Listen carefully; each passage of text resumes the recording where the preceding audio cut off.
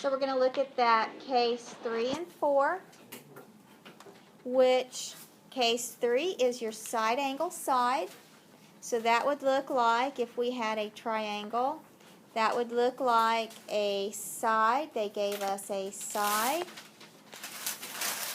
Say they gave us this side, then an angle, and then the other side. So the sides actually make your angle, right? So this would be the case of side, angle, side.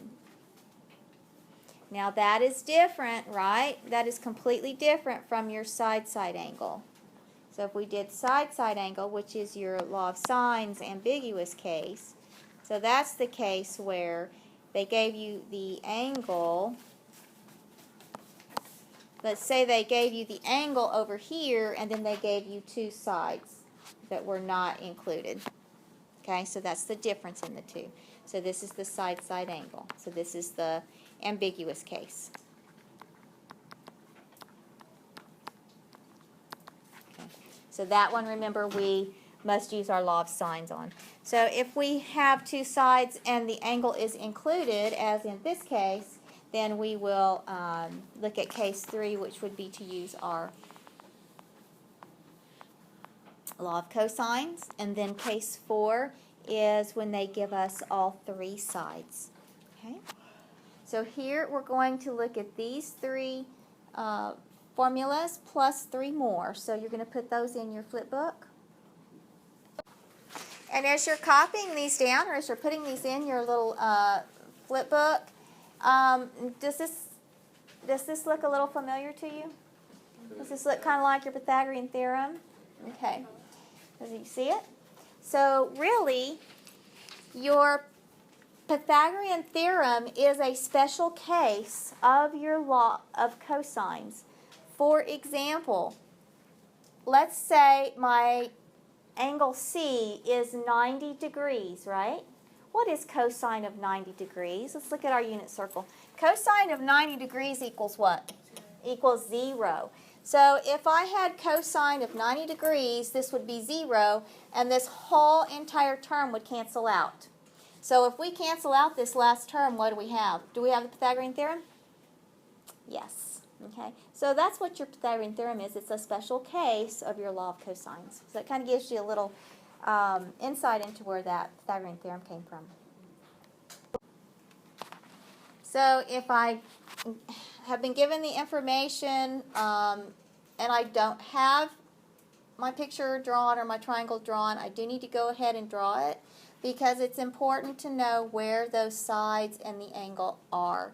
So this one was already drawn for us, and we can see if we highlight this that we do have that side angle side. And so what is missing is little d. Okay? And so that's what we're going to find. So we're going to find our side D.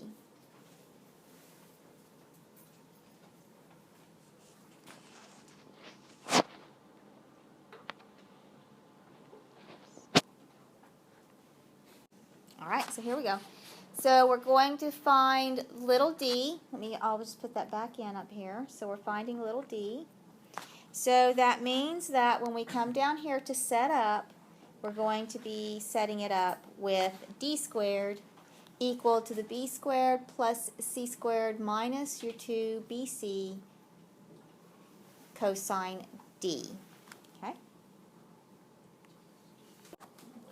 Okay, so you subbed in, and then you got your d squared equal to the 51.269, and we want d. So when you took that square root, you got you got 7.16, right? 7.16. So we'll leave our answer like that. I'll add it in here. So we got d equal to 7.16. And it's approximate, so we'll do our approximate. Okay? So if we come down here, we see that, I'm going to go ahead and highlight again that we did last time.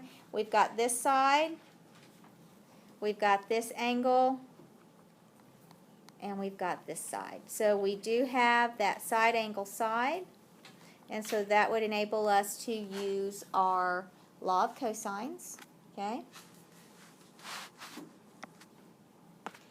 So what side are we missing? We're missing that little c, right? So we're going to go with our c squared, okay?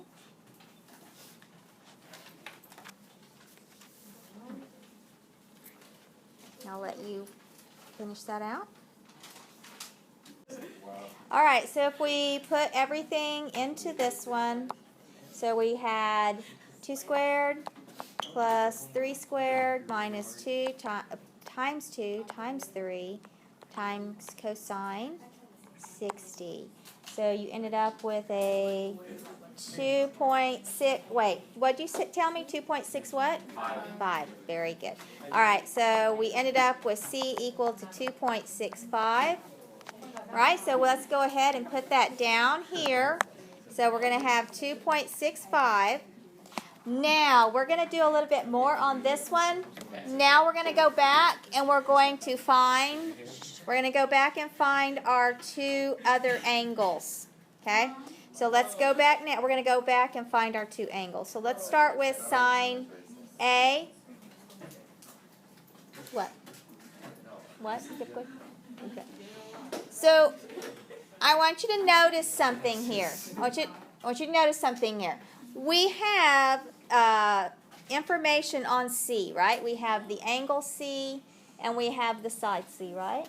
So how could we go about finding angle A? Yeah. Can we go back to law of sines? Can we go back? Yeah. You see, we've got, so couldn't we do this? Now, can't I just do this? Can I go sine of 60 divided by the 2.65 equals, and then if I want to find sine A over what's opposite of A? 2. So let's do that. And then when you get done with that, go back and do sine B. Mm-hmm. So you did your sine inverse, okay, and you got 40.8 rounded. 79, yeah. So we'll round up. So 40.8. So you're going to put that back in. That was A. So we put that back into 40.8 in for A. So how are you going to find angle B? Yeah. You just add them and subtract.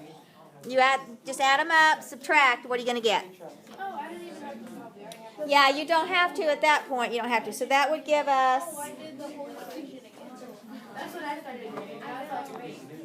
What's that going to give us? 79.2.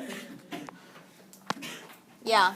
So remember, if you have 2 angles, you can always find the third. So once you get that next angle, you just have to go back to your 180 and you'll be okay. All right? So did we found everything, right? Okay. Okay, so now if we have little a, little b, and little c. Uh-oh. Hold on. Okay, let's start this one over. Now we've got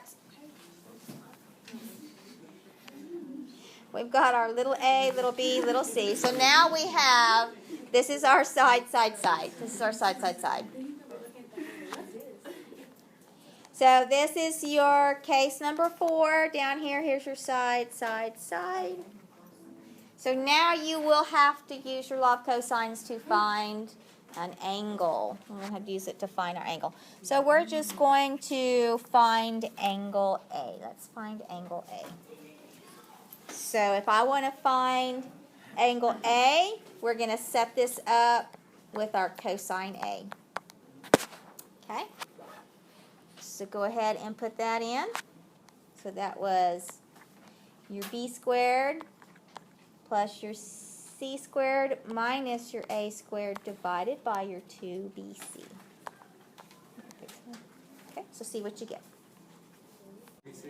Okay, so the trick to this one is when you're putting that in the calculator, put the parentheses around the numerator and the denominator.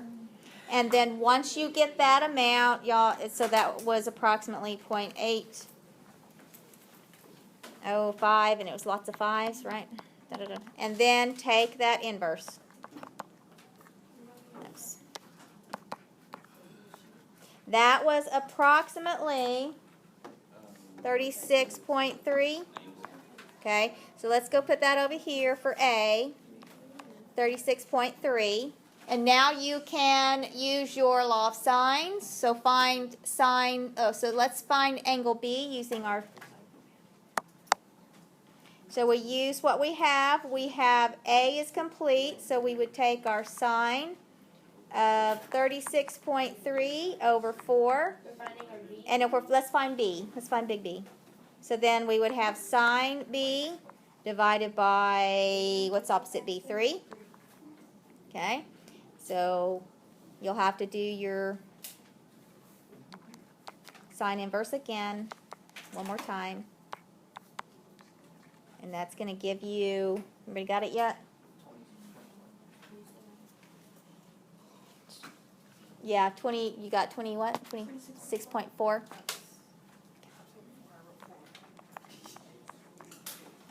Okay, so put that in for B, 26.4. And then how can we find C? Add and subtract, and that would give us 117.3. Yeah, and you got it. So we got all 3 angles and all 3 sides. Okay, so we used a combination of everything, right? Our law of cosine, law of sines, and we always fall back on our 180.